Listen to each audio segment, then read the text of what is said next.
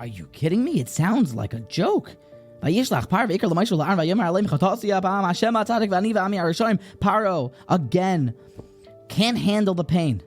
And he says, get you guys out of here. I can't take the barad. The hail's too much. Ha'atiru el Hashem, Moshe and Aaron, go daven.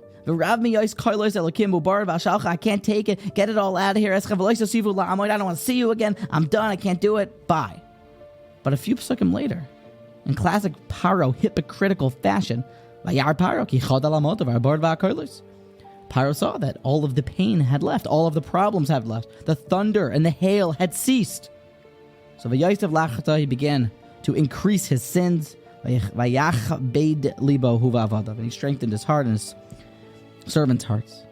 Be careful, says Yeruchom, before you ridicule and mock Paro. For hein techunas ha'adam. Yes, Paro flipped very quickly. All that he had promised. He had promised the world and given nothing. Paro said, get out of here. And then immediately as all the pain and all the stress leaves, he says, what? No, I'm good. And he doesn't pull through.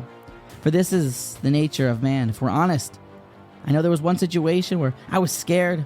I was in camp. I think it was in maybe 12th grade. And I was not feeling well. I went to the doctor. They examined me. And I'm sitting there in the hospital gown. And I'm saying Tehillim. And I'm saying Vida. I really thought I was going to die, God forbid. And then they told me I'm fine and everything. And all the commitments, all of what I had accepted upon myself while I was sick or what I thought I was sick, I can't even remember now, and I definitely didn't pull through on any of it personally. Because that pressure of the pain creates the commitments, and then it's very hard to pull through on it when the pain that's driving it leaves. Before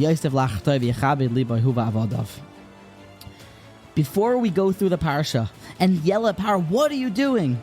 It's also important that we point one finger out, but four fingers are pointing back and say, okay. But we see and we learn from Paro. We learn important lessons. When the pain is there and you make the commitments, you got to pull through. It wasn't but a short while ago, and perhaps it's still lingering, and everyone should have refuah shleima, whoever's still with the COVID, and it should be done finally. But all of the different small weddings that we had and was so beautiful, and then there was sometimes it was hard for people, but we don't need to make the fancy weddings, and we're going to be different, and then it's still hard to even recall all those commitments. Rabbi Bamberger talk about this in a share. But before we ridicule Paro, say to yourself, am I guilty of this? And then we have a different understanding of the Parsha.